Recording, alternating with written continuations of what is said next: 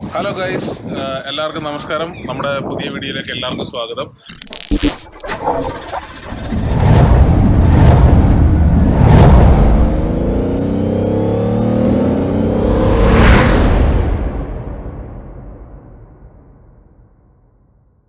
ഇന്നിപ്പോൾ ഞാൻ പുതിയ വീഡിയോ ചെയ്യാൻ പോകുന്നതെന്ന് പറഞ്ഞാൽ ഒരു ഇൻഫോർമേറ്റീവ് വീഡിയോ ആണ്.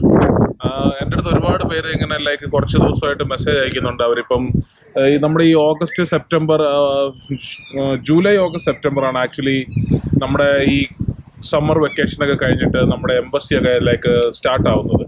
അപ്പോഴാണ് ഏറ്റവും കൂടുതൽ വിസ നമുക്ക് ഇങ്ങോട്ടേക്ക് വരാൻ ഗ്രാൻഡ് ആവുന്നത്. അപ്പം മിക്കവാറും ഉള്ളവരൊക്കെ ചോദിക്കുന്നുണ്ട്, സ്വീഡനിലേക്ക് അവർ പുതിയതായിട്ട് വരുമ്പോൾ വർക്ക് പെർമിറ്റ് ആണെങ്കിലും നമ്മുടെ സ്റ്റുഡൻറ് ആണെങ്കിലും അല്ലെങ്കിൽ മറ്റ് എന്തെങ്കിലും രീതിയിൽ ഇങ്ങോട്ട് വരുന്നെങ്കിലും ഒക്കെ എന്തൊക്കെ സാധനമാണ് ഇമ്പോർട്ടൻ്റ് ആയിട്ട് കൊണ്ടുവരേണ്ടത്. അപ്പം നിങ്ങൾക്ക് ഇഷ്ടമുള്ളത് കൊണ്ടുവരാം, ബട്ട് മെയിൻലി അവർ മറക്കാതിരിക്കാൻ കുറേ സാധനങ്ങൾ എന്തൊക്കെയാണെന്ന് അവർ ചോദിക്കുന്നുണ്ട് നമ്മളോട്. അപ്പം ഞാൻ അതിനെക്കുറിച്ചൊരു വീഡിയോ ചെയ്യാമെന്നാണ് വിചാരിച്ചത്. അപ്പം ഇന്നത്തെ വീഡിയോയിലേക്ക് എല്ലാവർക്കും സ്വാഗതം.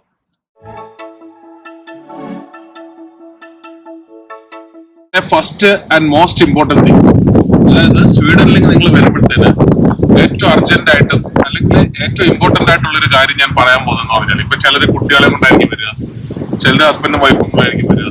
അപ്പോൾ ഏറ്റവും first and most important thing is medication.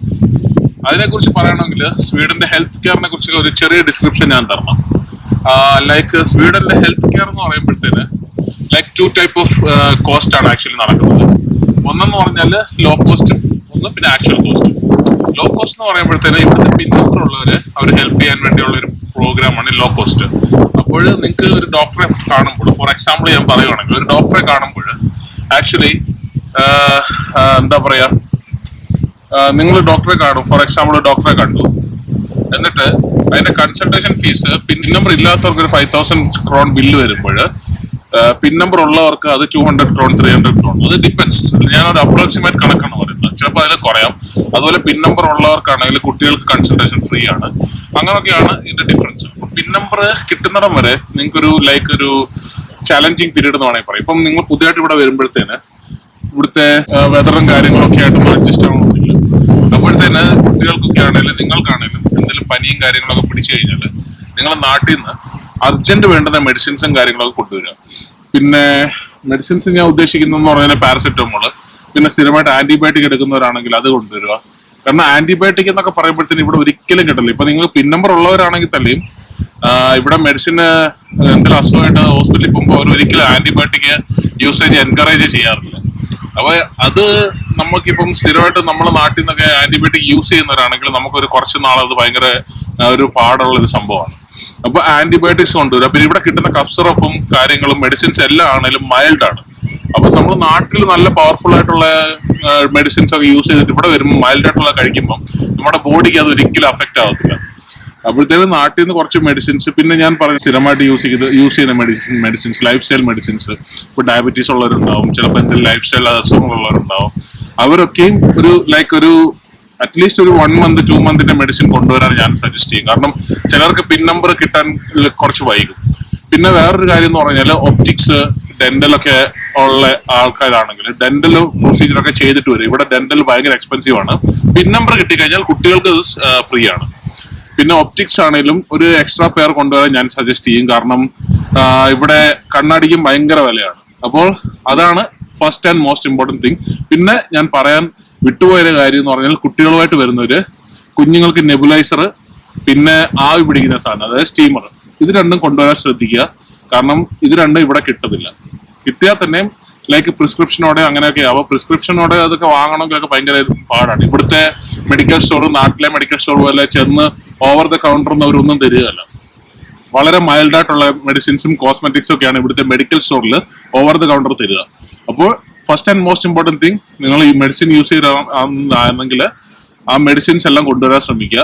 Dental, പിന്നെ ഒപ്റ്റിക്സ്, അതെല്ലാം ശ്രദ്ധിക്കുക. കുഞ്ഞുങ്ങളുള്ളവർ കുഞ്ഞുങ്ങൾക്ക് വേണ്ടുന്ന മെഡിസിൻസ്, പിന്നെ എന്താ പറയാ, നെബുലൈസർ, സ്റ്റീമർ, പിന്നെ ഇത്തരം കാര്യങ്ങളാണ് ഞാനിപ്പോ ഓർക്കുന്നത്. പിന്നെ വേറൊരു കാര്യം എന്ന് പറഞ്ഞാൽ വിക്സ്, ടൈഗർ ബാം, ആക്സോയിലൊക്കെ യൂസ് ചെയ്യുന്നവരാണ്. ചിലത് അങ്ങനെ യൂസ് ചെയ്യുന്നവരുണ്ടല്ലോ. അപ്പോൾ അത് ഇല്ലാതെ ഉറക്കം വരാത്തവരുണ്ട്. പിന്നെ ഈ നമ്മുടെ പെയിനുള്ള ഓയിൻമെന്റ്, മൂവ്, അതൊക്കെ അങ്ങനെയുള്ള സാധനങ്ങളൊക്കെ കൊണ്ടുവരുന്നത് നല്ലതായിരിക്കും. ഓക്കെ.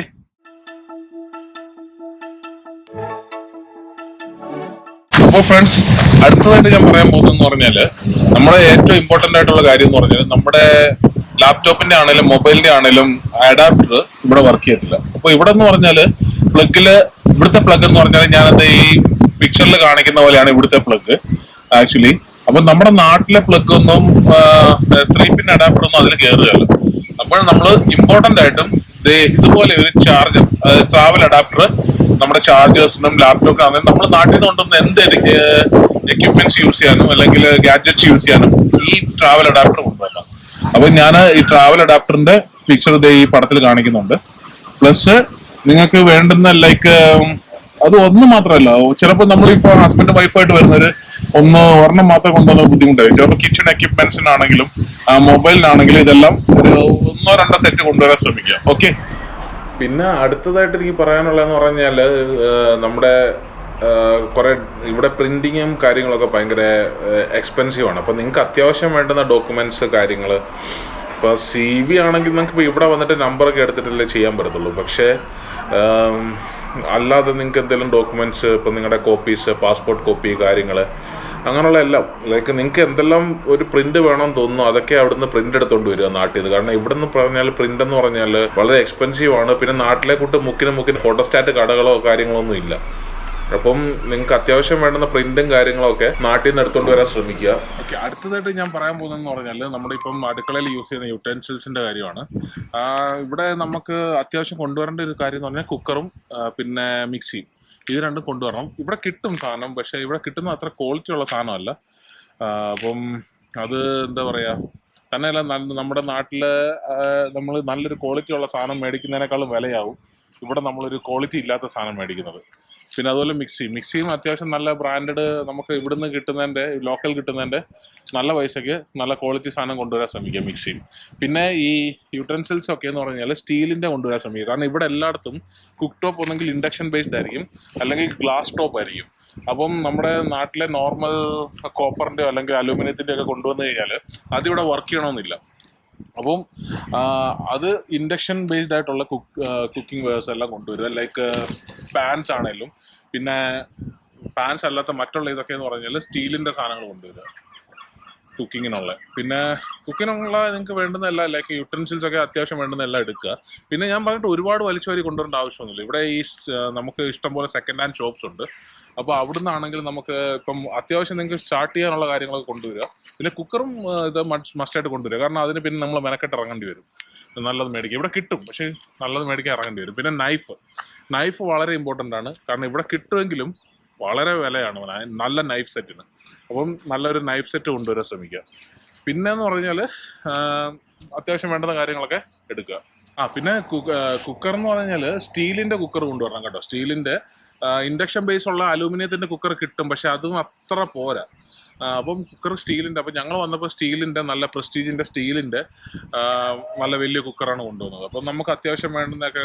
പിന്നെ ഞാൻ ഇവിടെ വന്നിട്ടാണ് മറ്റേ വലിയ ബിരിയാണി ഉണ്ടാക്കാൻ ടൈപ്പ് പാത്രം, കുറേ ഇഷ്ടംപോലെ പാത്രങ്ങൾ ഞാൻ ഇവിടെ നിന്നാണ് വാങ്ങിയത്. ഞാൻ അത്യാവശ്യം കുക്കർ നാട്ടിൽ നിന്ന് കൊണ്ടുവന്നു, പിന്നെ ഒരു പാനും കൊണ്ടുവന്നു. അങ്ങനെ കുറെ അത്യാവശ്യം സ്റ്റാർട്ട് ചെയ്യാനുള്ള കാര്യങ്ങൾ മാത്രം നാട്ടിൽ നിന്ന് കൊണ്ടുവന്നു. എന്ന് പറഞ്ഞാൽ മറ്റേ ഡ്രസ്സുകളുടെ കാര്യമാണ്. ഡ്രസ്സുകളൊക്കെ എന്ന് പറയുമ്പോഴത്തേന് നമുക്ക് വിന്റർ ഡ്രസ്സും കാര്യങ്ങളൊക്കെ ഇവിടെ വന്ന് മേടിക്കുന്നതായിരിക്കും നല്ലത്. പിന്നെ ഓരോ ജോഡി കൊണ്ടുവരിക. പിന്നെ നമുക്ക് ചിലർക്കൊക്കെ ഈ കേരള വേറും അതായത് സാരിയും ചുരിദാറും മുണ്ടും ഒക്കെ കൊണ്ടുപോകണമെന്ന് ആഗ്രഹമുണ്ടാവും. അപ്പൊ അതൊക്കെ അത്ര ആഗ്രഹമാണെങ്കിൽ, പക്ഷെ ഇവിടെ അങ്ങനെ അത് യൂസ് ചെയ്യത്തൊന്നുമില്ല. അപ്പൊ അത്ര ആഗ്രഹമാണെങ്കിൽ മാത്രം ഓരോ ജോഡി കൊണ്ടുവരിക. പിന്നെ അതിന്റെ ആവശ്യം ഇല്ലെന്ന് ഞാൻ പറയത്തുള്ളൂ. പിന്നെ നിങ്ങൾക്ക് നിർബന്ധം ഉണ്ടെങ്കിൽ കൊണ്ടുവരിക. പിന്നെ എന്ന് പറഞ്ഞാല് ജാക്കറ്റ് ആണെങ്കിലും ഡെക്കത്തിലോണിന്നോ അങ്ങനെ എന്തെങ്കിലും ഒരു ജോഡി ജാക്കറ്റ്, ഒരു ജാക്കറ്റ്. പിന്നെ വിന്റർ ബൂട്ട് ആണെങ്കിലും ഒരു ബൂട്ട്. കാരണം ഇപ്പൊ നിങ്ങൾ വരുന്ന സമയത്ത് ഒരു തണുപ്പുണ്ടാവില്ല. പിന്നെ ഫ്ലൈറ്റിലൊക്കെ നിങ്ങൾക്ക് ഇച്ചിരി തണുപ്പുണ്ടാവും. ഇവിടെ എന്ന് പറഞ്ഞാൽ ഒരുപാട് സെക്കൻഡ് ഹാൻഡ് ഷോപ്പുകളും കാര്യങ്ങളൊക്കെ ഉണ്ടാവും. പിന്നെ എനിക്ക് അടുത്ത പറയാനുള്ളതെന്ന് പറഞ്ഞാൽ നിങ്ങൾ കൊണ്ടുവരേണ്ടതെന്ന് പറഞ്ഞാൽ നമ്മുടെ ഫുഡ് ഐറ്റംസ്, മുളക് പൊടി, മല്ലിപ്പൊടി, മഞ്ഞൾപ്പൊടി, ഗരം മസാല. പിന്നെ നിങ്ങൾ ഇമ്പോർട്ടന്റ് ആയിട്ടുള്ളതെന്ന് പറഞ്ഞാൽ ഇതൊക്കെ ഇവിടെ കിട്ടും, പക്ഷെ ഇനിഷ്യലി നമുക്ക് കുറച്ച് യൂസ് ചെയ്യാൻ വേണ്ടി ഇത് അത്യാവശ്യമാണല്ലോ.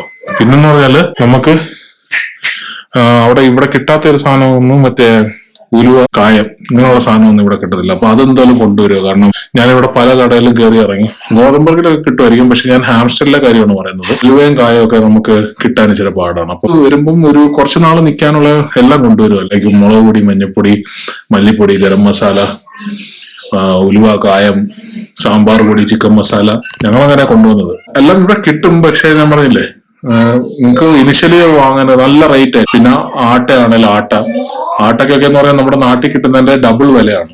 പിന്നെ അരി ആണെങ്കിലും ഇവിടെ കിട്ടും, പക്ഷെ അതിനും നാട്ടിൽ നമ്മൾ വില കമ്പയർ ചെയ്യുമ്പോൾ നല്ല വിലയാണ്. അപ്പം ഈ സാധനങ്ങളൊക്കെ നിങ്ങൾ കൊണ്ടുവരുക. പിന്നെ ഇത്രയും പറഞ്ഞ കൂട്ടത്തിൽ തന്നെ ഞാൻ വേറെ കാര്യം എന്ന് പറഞ്ഞാൽ, ഹാംസ്റ്റണിലേക്ക് വരാൻ എളുപ്പം കുട്ടികളൊക്കെ ഉള്ളവർക്ക് കോപ്പൻഹേഗനിലേക്ക് ടിക്കറ്റ് എടുക്കുന്നതായിരിക്കും എളുപ്പം. കാരണം ഗോതംബർഗിൽ ഇറങ്ങിക്കഴിഞ്ഞാൽ ഈ ഗോതംബർഗ് എയർപോർട്ട് തന്നെ ഒരു റിമോട്ട് സൈഡ് ഒരു സ്ഥലത്താണ്. അവിടുന്ന് പിന്നെ നിങ്ങൾ എയർപോർട്ട് സർവീസ് ബസ് എടുത്ത് റെയിൽവേ സ്റ്റേഷനിൽ ചെന്നിട്ട് പിന്നെ അവിടുന്ന് പിന്നെ 1.5-2 മണിക്കൂറോളം യാത്ര ചെയ്ത് ഹാംസ്റ്റണിലേക്ക് വരണം. പക്ഷേ നിങ്ങൾ കോപ്പൻഹേഗനിൽ വന്നു കഴിഞ്ഞാൽ ഗുണമെന്ന് വെച്ച് കഴിഞ്ഞാൽ നിങ്ങൾക്ക് കോപ്പൻഹേഗൻ എയർപോർട്ടിന്റെ അടിയിൽ തന്നെ ട്രെയിൻ ഉണ്ട്. അവിടെ വെളിയിൽ ഇറങ്ങുന്ന ടിക്കറ്റ് മെഷീൻ ഉണ്ട്. അവിടെ പോയി ടിക്കറ്റ് എടുത്തിട്ട് നിങ്ങളുടെ ഫോറക്സ് കാർഡ് വെച്ചിട്ട് ടിക്കറ്റ് എടുക്കാൻ പറ്റും. അത് കഴിഞ്ഞിട്ട് ആ എയർപോർട്ടിന്റെ അടിയിലേക്ക് പോകുമ്പോൾ തന്നെ അവിടുന്ന് ഡയറക്റ്റ് ട്രെയിൻ ടു ഹാംസ്റ്റഡ് ഉണ്ട്, ഹാംസ്റ്റഡ് സ്റ്റേഷൻ. അപ്പോൾ കുട്ടികളൊക്കെ ആയിട്ട് വരുന്നവർക്ക് അതായിരിക്കും സൗകര്യം. പിന്നെ നിങ്ങൾ റേറ്റും കാര്യങ്ങളൊക്കെ നോക്കിയിട്ട് അത് ബുക്ക് ചെയ്യുക. അപ്പൊ എല്ലാവർക്കും ഹാപ്പി ജേർണി ഞാൻ വിഷ് ചെയ്യുന്നു. Welcome all to Sweden. അപ്പം have a great trip and pleasant stay in Sweden. Okay, അപ്പൊ ഇത്രയുള്ള നമ്മുടെ വീഡിയോ. ഇനിയൊരു വീഡിയോയുമായി കാണുന്നവരെ എല്ലാവർക്കും ഗുഡ് ബൈ. നമ്മുടെ വീഡിയോസ് ഷെയർ ചെയ്യുക, സബ്സ്ക്രൈബ് ചെയ്യുക, നമ്മളൊന്ന് സപ്പോർട്ട് ചെയ്യുക. അപ്പൊ എല്ലാവർക്കും ഗുഡ് ബൈ.